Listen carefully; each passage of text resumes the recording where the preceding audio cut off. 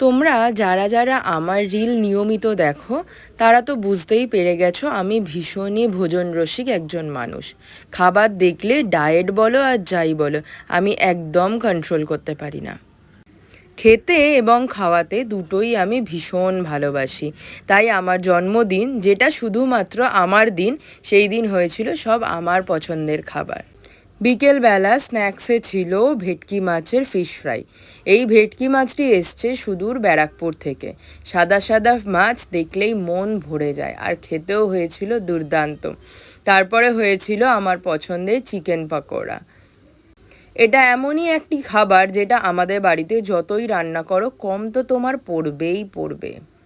আর রাতে ডিনারে আমি বানিয়েছিলাম মাটন বিরিয়ানি, সাথে ছিল চিকেন।